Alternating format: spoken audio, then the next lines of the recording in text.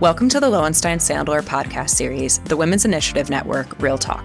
I'm Rachel Dickovics, counsel in Lowenstein's White Collar Defense Practice Group and a member of the Women's Initiative Network at Lowenstein Sandler. Before we begin, please take a moment to subscribe to our podcast series at lowenstein.com/podcast or find us on iTunes, Spotify, Pandora, or SoundCloud. Now let's take a listen. Hi, everyone. Welcome back to another episode of Lowenstein Sandler's Real Talk podcast. Today marks the launch of our new series, the Legal Launchpad, where we'll have candid conversations about careers in law, the legal profession, and what it takes to succeed. Throughout this series, we'll tackle important questions such as, is law school the right path for you? What skills you need to thrive once you're there? What law school is really like? And what are the realities of legal education and legal practice beyond what you see on TV? We're kicking things off with a conversation about the summer associate experience, what it is, why it matters, and what students can realistically expect. I'm joined today by Melissa Leidl, who oversees the full life cycle of law student recruiting at Lowenstein, from strategic planning and summer associate execution to extending offers and transitioning new hires to the onboarding team. She works closely with the firm's hiring committee to develop and implement strategies that support the firm's growth initiatives, and she partners with attorneys to create innovative outreach initiatives for law students, law schools, and judicial contacts. Melissa, welcome to the podcast. Thank you so much for having me. Could you start by telling us a little bit about your role and what excites you most about working with future lawyers? Sure. So you gave a great intro, so thank you for that. Basically, I oversee full cycle recruitment of summer associates, entry-level associates, and judicial clerks as well. As part of all of that, I also manage our summer program. So that's one of our biggest aspects of my role. I would say for me, the most exciting part of the job is working with the law students and helping them find their path. At this point in my career, I've been fortunate enough to watch so many amazing attorneys grow into their roles. I've seen them on their first day as a summer associate to now partners and holding leadership positions in the firm. I just love watching that growth. I think that's what excites me most about what I do. So you mentioned you oversee Lowenstein's summer program. For law students who may not know what to expect, what does a typical day look like for a summer associate at a firm like Lowenstein? So most will tell you there's no typical day, right? So it's going to be different every single day, which I think is another exciting part about the profession. It can include training sessions, meetings with attorneys. Obviously, you're going to be working. So whatever assignment you're working on in that particular day, maybe there's a lunch and learn that day about a specific attorney or a different practice group that you'd want to attend. We have networking coffee breaks. You might be going for ice cream with an associate to learn a little bit about more what they do. There could be a potential evening event that night to go to a social event. So there's a lot of different aspects to a day, and it never looks the same, which is kind of exciting. You mentioned that summer associates are working. Are summer associates doing real work at Lowenstein? They are doing real work. They're doing billable work. They're doing client work. They're absolutely getting real life experience and exposures to different aspects and different groups. So what kinds of assignments or experiences can summer associates expect beyond the traditional write me a memo on blah, blah, blah? Exactly. So depending on the group, obviously your assignment is going to vary. So depending on what you're working on and who you're working with, it's going to look a little different. The great thing about Lowenstein is that you're going to get real work experience. So you're not just going to be doing busy work, like you would potentially elsewhere. You'll be getting writing assignments, shadow experiences, real client work. Maybe you get to go to court even and watch somebody. First year associate assignments and projects is what you'll be getting. You can explore different aspects from the assignment pool that we have. I always encourage students that even if you come in knowing what you want to do, this is one of the only opportunities in your career that you can actually explore different groups. So whether that be, you want to be in litigation, that's amazing. But even if you don't want to go outside that realm, make sure you're working with different partners, different associates. If you're not sure, you can explore different aspects. Our West Coast offices do get assigned into a practice group as summer associates, but even in that sense, they can still take on an assignment from the assignment pool. They can still work with different attorneys across offices, and they can still get to see some other aspects of the law and what they're practicing. When I was a summer associate at Lowenstein many moons ago, I didn't even know what white collar was. And Exactly. I thought I came in guns blazing that I wanted to be an employment lawyer and wasn't expecting to take on different types of assignments, and just sort of happened to a white collar assignment fell into my lap. I took it. I loved it. I took another one. I loved it. And here I am now, oh my gosh, 7 years later in the white collar group doing only white collar work. I haven't done employment since. Exactly. Well, you don't know what you don't know. So when you come in as a summer, even if you think you know, that I've been doing this for a long time now, and every single summer I have somebody come in, I want to do litigation. I want to do litigation. They do their first litigation assignment and they're like, oh, this is not for me. Let me switch. And they grab a corporate assignment and it's love at first sight. And they are obsessed with what they're doing. So it happens. And that's the important part about exploring and getting to know different aspects. I think that's a really good piece of advice that everyone listening to this podcast who is beginning in a summer program, whether it be here or somewhere else, to try everything. If you have an opportunity to go observe somebody in court, take it. If there's an opportunity to sit in on a board presentation, take it. The summer programs are what you make it. But you know, you mentioned before, Melissa, that summer programs often have a social side. You mentioned something about a coffee chat or evening events. How important are these networking and relation building opportunities to the summer associate experience? I think this is just another prong about the summer program. And I think it's almost equally as important as the assignment aspect, which your work is utmost important. You know, that's what you're here for. You're here to work. You're here to learn. You're here to take it all in. But the other part of your, quote, job as a summer associate is to get to know the firm socially and get to know people outside of work. I think it's really important. These people are potentially, you're going to be spending a lot of time with. Let's face it, you're going to do a lot of work as an attorney. So it's important you get to know them on a personal level as well. It's also nice to get out of the office a little bit and meet others that you may not have crossed paths with during your day. And a great way to learn what people do. And that could eventually get you work. So you're looking at this, going to some networking event, and it may seem, oh, that's just social. But no, I mean, that's how a lot of people pick up work. You meet people, you start talking about what they do. That really interests you. You let them know that you're interested in that. And then the next time they have an assignment that comes up, who are they going to turn to? So I think that it's equally as important to attend all these social events and get to know people outside of the office. When I was a summer associate, that was one thing that felt a little overwhelming to me. It was my first time in a real job and my first time having to come to the office every day. And I felt like I was working so hard from 9 to 5. And then at 6 o'clock, I had to go to some dinner. And I love the way that you phrased it of it's so important to get to know people and to get to know the work that people do around this firm, because hopefully you will be spending the next several years of your life working with these people. It's important to get your name out there and to learn. So I'm really happy that you touched on that. If a summer associate finishes an assignment or has downtime, what's the best way to proactively seek out new opportunities? This is so important. The best policy is to be proactive. Reach out to people directly. Walk around. Take a lap.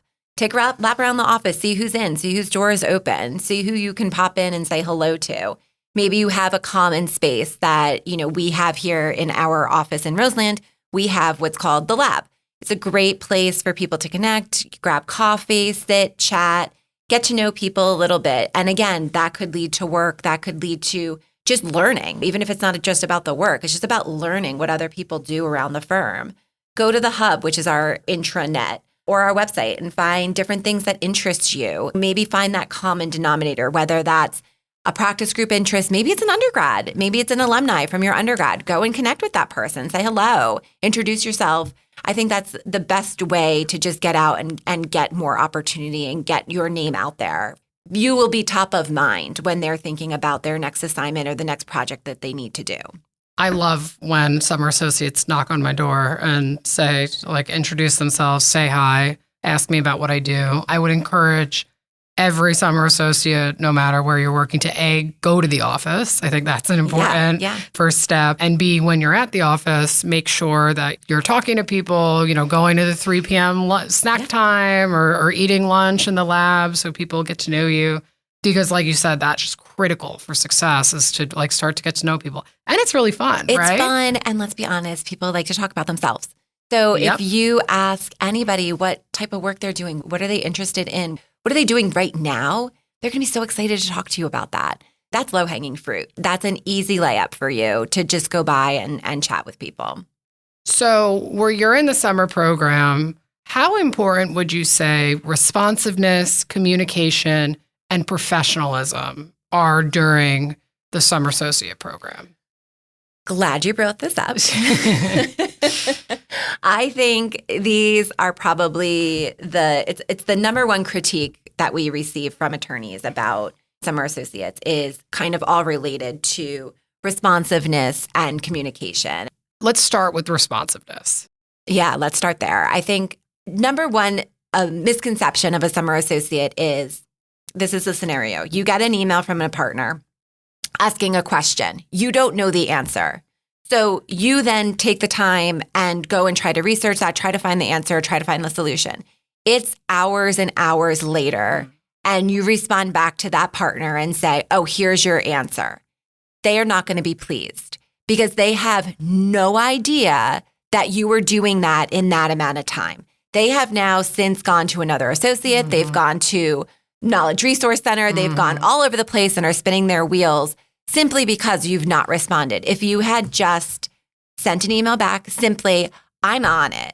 Give me some time. Let me do my research. This is my game plan. This is what I'm going to do. Here are my steps. I will be back in touch with you by the end of the day with an answer, with a solution, and we can go from there with an update. That is going to go such a long way because then they know, okay, you're on it. You're going to take care of it. You're going to handle it. And they'll have a response from you by X time. If you don't do that, they spin their wheels. And then even if you do come to them eventually with a solution, they're long gone. That ship has sailed almost. And a lot of times that creates more frustration because everything is a domino. Everything, and I think sometimes summer associates don't always understand how important they are and what a cog they are in the whole wheel of everything. They're a very integral part of any assignment or project that they're working on with an attorney.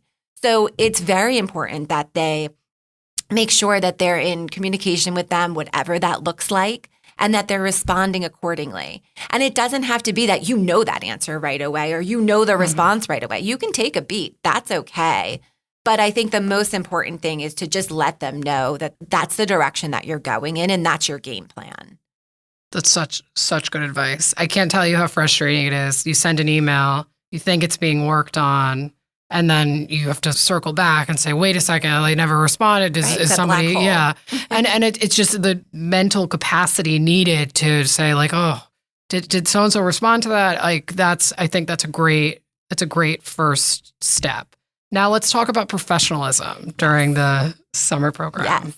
I think, again, one of the most important things, being professional and being respectful. So I think that they kind of go hand in hand. And I say this because this is something that you need from the second you walk through the threshold of an office and you greet the receptionists that are sitting there to the minute that you walk into a client meeting.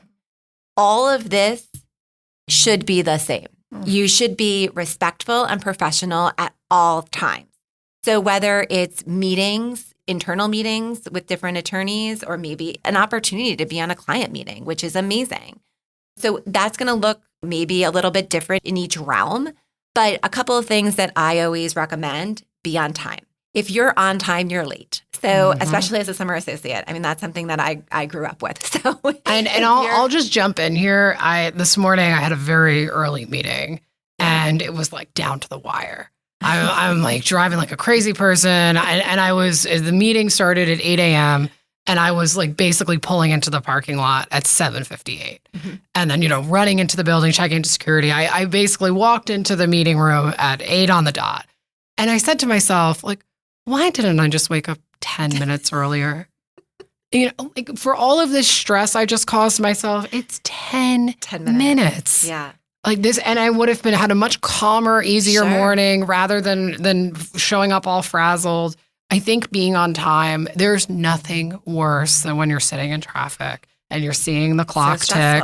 So stressful. And you can save yourself that time and anxiety and stress if you just wake up a little bit earlier or like aim to get somewhere 15 minutes early, give yourself that grace period. Give yourself the time. I think that's so important. And I think especially as a summer associate, listen, you're a partner, you're an associate, you've kind of earned your space.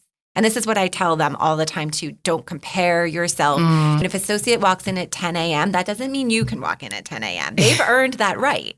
They may have a different schedule. They may have something that they've talked about with their partners. They may have been here till 3 a.m. Right. You don't know. Right. So I always say it's one thing, just kind of keep your eye on the prize. And as a summer, you should be a couple of minutes early to every meeting. You shouldn't be the one strolling in with your Starbucks 2 minutes after the meeting starts. That's not a good look. So it's all in the vein of just making yourself look the best that you possibly can and presenting yourself in the best vein that you possibly can. So I think that that's super important. So be on time. Put your phone away. When you're in a meeting, when you're at lunch, even if it looks like it's something, maybe it's even just you're at the bowling event.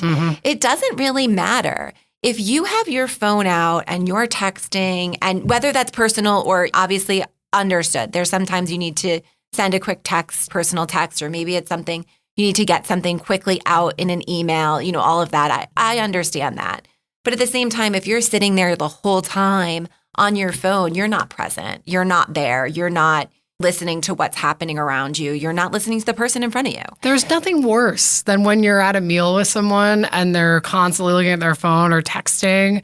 Like, that's like the worst feeling in the world. You're like, I took time out of my day to be here. Exactly. Like, you can't take time out of yours. I'm really glad that you said that, because I think I've noticed in summer associates in years past, that's been my number one kind of critique. Yeah. Is that people are very focused on their phones and social media and texting. And it does feel, those summer associates that put the phone away or that aren't constantly looking at it stand out to me so much more than those that are kind of texting the table or scrolling. Absolutely. And if there is some you don't have to give away all of your personal information, but say you're, I don't know, somebody's sick in the hospital and you're waiting for a phone call to make sure they're okay. Okay, that's fine. You sit down at the table and you can say, I'm so sorry I have my phone out. I'm just waiting for a call just to make sure this person's right.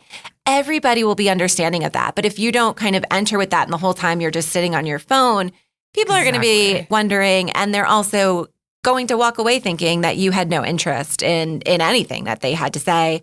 And that includes whether it's a one-on-one lunch or if you're sitting in a meeting, in a panel or a training, and even if it's on Zoom, people can see. We've all become a little bit more adept to Zoom these days.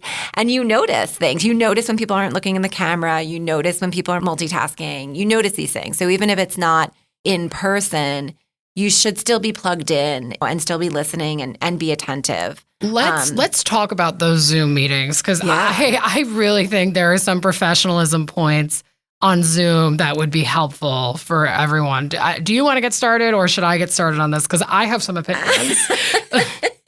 Well, I think there's a couple of simple takeaways. And I think some of this stuff is also maybe look a little bit different, whether you're having an internal meeting with Zoom meeting, quick catch up with, say, an associate or myself. I have Zoom meetings every week with our summer associates, and we it's a very casual setting. Great. You will know the difference, right? Yes. So you should plan accordingly. So number one, the obvious that you've been told, hopefully probably at this point since college, because this is where we are.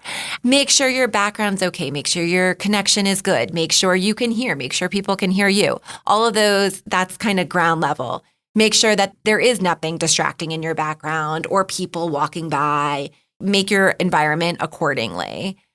And then I think it's just, like I said before, people can see you. So they can see you're not paying attention. They can see if you're working on other things. A lot of times if I'm taking notes or something, I'll even say, oh, just FYI, I'm taking notes here. Yeah. So if I'm looking down or I'm looking away, that's what I'm doing. So that's something that, especially if it's some smaller group, you can always vocalize that and just say, so they know, they're aware that you're not answering emails, you're taking notes along the way. So things like that, I think it's so important. And your attire. Like I said, if it's something casual, if you're meeting with me, I don't care if you're in a hoodie. I don't care at all. If you're fortunate enough to be in some client meeting that might be held via Zoom, make sure that you're appropriately dressed for that occasion. Doesn't necessarily mean that you have to wear a suit, but you should be appropriately dressed. Maybe not in the hoodie, maybe not in a t-shirt. It's the summer, it's going to be warm. But just make sure. And that could even be whatever associate might be working with you on that. Ask them. Just say, just quick question. Is there anything in particular I should wear? Should I wear? So maybe it is. Maybe maybe it's with a court. Like you might need to wear you might be needing to wear a suit. So I would say just always, if you're not sure, there's nothing wrong with asking the question, because better that you ask than show up in a hoodie and there's a judge sitting across from you. And it would not be understatement. It's funny. A lot of our clients, we have a big startup practice here, and a lot of our clients are these tech bros and are often in hoodies and t-shirts. Don't follow their lead. They're the client. They're allowed to be in hoodies and t-shirts on client calls. Similar, they've earned that. They've earned that. Exactly. Like we talked about before, like you don't compare yourself, because they've earned that, and to be able to do that. So that's I think it's important to take a step back even further and say, make sure you turn your camera on. Oh, yes. I can't tell you how many times I've been on Zoom calls where people don't have their cameras on. Especially if it's a one-on-one. I just had that happen to me the other day. It was a one-on-one with a student, and I was with my camera on, and I felt so silly. Yeah, I was like, well, I guess I'll turn off my camera now. It's crazy. I felt so awkward. So I think that it's important. Or no, you get on the call and everybody has camera off, then that's okay. Well, you turn your camera off. But kind of go along with the tide. Right. And again, like you can over communicate. You could reach out to an associate and 100%. say, hey, I'm noticing most have their cameras off. Is it cool if I do that too? Absolutely. We are so happy to help our summer associates. Associates everywhere are happy to help. So please reach out with your questions. Yes. We can't read minds. No, 100%. So I want to switch gears a little bit and talk about, from a recruiting standpoint, what do you think firms hope to see from summer associates over the course of the summer associate program? I love this question. And I think it's something so simple. It's growth. To me, it's growth. The expectation is not that you're going to know everything day one. You shouldn't. And if you do, then you shouldn't be in this role, because you're beyond. I don't even know who you are. But I think you don't, like I said before, you don't know what you don't know. So I think the most important thing, and the most important thing that I look for, is, has that summer associate grown in the 10 weeks that they have been there? I always liken it to be a sponge. Take it all in. Take in the feedback, learn from it. Don't be offended by it. You're going to get redlined. You're going to get if you didn't, again, then you shouldn't be here. I don't know what that looks like, because this is your opportunity to come in on the ground level and then be something totally different when you leave here in 10 weeks. Our learning curve is so steep. You are going to learn so much, and just take it all in. Take every opportunity you can. Like I was saying before, you can dabble in different assignments. Make sure you go to the ping pong tournament, even if it's something that you think is not what you want to do, or you're like, oh, I don't really feel like going out tonight, or I've got some stuff. Just go for a little bit. Exactly. You don't have to commit to the entire Biggest thing. piece of advice. Yes. Just go for a little bit. Talk to some people. Talk to some folks that you might not have talked to otherwise. Make sure that when you're at these events, when you're at these trainings, that you're also just not talking to the same people that you've talked to repeatedly. Obviously, you're going to be drawn to the summer associates. Maybe you're a little bit more introverted, totally fine. But make sure you kind of push yourself out there a little bit. Get that person beforehand. You can always ask, and I've had people ask me before too, who's going? Especially if you're somebody that might be a little bit nervous, maybe a little apprehensive. Maybe you're not a social butterfly. That's okay. You can always lean on the recruiting department. I mean, I have gotten, over these 20 years, I can't even tell you how many random questions I've gotten. I have heard it all. There is nothing that you're going to throw at me that I'm not going to know or haven't heard before. So coming to me and saying, I'm a little nervous about, especially the first couple, I'm a little nervous about going to bowling tonight. I'm not a good bowler. I don't like it. And I don't know anybody except for the summer associates. I'm still a little shy. That's okay. Here's the list of people that are going. You go back to your desk, you figure out what connectors are you going to make? Like I said before, I went to the same undergrad as this person. We went to law school together. Yep. We grew up in the same town. We may know the same people. Maybe you both are interested in the same pro bono project. Whatever that looks like, that's okay. Especially your first couple events or your first time around, you might be a little nervous, and that's normal. And I think it's normal to want to stick with the people that you know, but I think it's very important to branch yourself out. And like I said, in terms of the assignments and the work, you're not going to know it all. And if you think you do, then just buckle up because you are not going to know it all. And to be quite honest, the ones who think they do, those are the ones that I see have a rougher time. The ones that take it all in, absorb it, take the feedback, take the directive, learn, all of that, they're the ones that are going to succeed at the end of the day because they're the ones that are malleable. They're the ones that want it. They're the ones that want to make that change and they want to grow and develop. But if you're kind of stuck on day one, where are you going? Where are you going from there? So I think for me, like I said, growth is the one thing that I really hope to see. And that's in every facet. And it's so wonderful to see it such a short amount of time. But the amount of change that happens and what people think they know at the beginning over what happens as their final product when they walk out the door at the end of the 10 weeks it's awesome to me. I love it. And I want to just pause for a second because if you're feeling nervous, everybody else is feeling 100%. 100%. And you are not, like I said before, I've heard it all. I've literally heard it all because there's so many commonalities, no matter what firm you're at, between summer associates and people kind of going through this process. So you're not going to be the only one. You're not going to be the only one that has that question. Like I said, I meet with the summers every week and it's a very casual setting because I make it comfortable for people to ask, to ask those questions and to feel confident to say like, I really don't know where the iced tea is and all I wanted the iced tea. Yeah. That's okay. That's a valid concern. Lowenstein, they should come to you and your team, but at other firms, they should look for the people that are in your type of role. Look for your people, right? Yes. And whether that's a recruiter, whether that is here at Lowenstein, we have what we call our mentor grid. So you're assigned a partner mentor, an associate mentor, and then somebody that we like to call a buddy. It's a junior associate that you can go and ask those types of questions to. And it may seem silly, and that's okay, but that's what they're there for. That's what they live for. So they're excited to help. And that's why we put them in those types of roles. Awesome. So here on the Win Real Talk podcast, we love to give practical advice. You could give every summer associate listening to this one piece of practical advice for beginning their summers. What would it be? I kind of mentioned it before, but be a sponge. Take it all in and be yourself.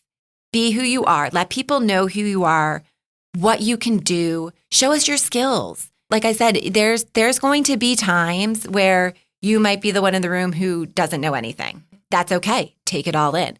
Flip that around. There's going to be times where you may be in a client meeting and you may know the answer and nobody else does. And that's an opportunity. And I think that show us who you are and what you know. And be respectful of it, obviously. But I think that that's so important. Just be yourself and take it all in because that's the most important part at the end of the day. Awesome. Well, Melissa, we can't thank you enough for coming on. I think we will have you back for some other episodes. I would love to. Cannot thank you enough for your time and good luck to all of the summer associates beginning this summer. Thanks so much. Thank you for listening to today's episode. Please subscribe to our podcast series at lowenstein.com/podcasts or find us on iTunes, Spotify, Pandora, or SoundCloud. Lowenstein Sandler podcast series are presented by Lowenstein Sandler and cannot be copied or rebroadcast without consent. The information provided is intended for a general audience. It is not legal advice or substitute for the advice of counsel. Prior results do not guarantee a similar outcome. The content reflects the personal views and opinions of the participants. No attorney-client relationship is being created by this podcast, and all rights are reserved.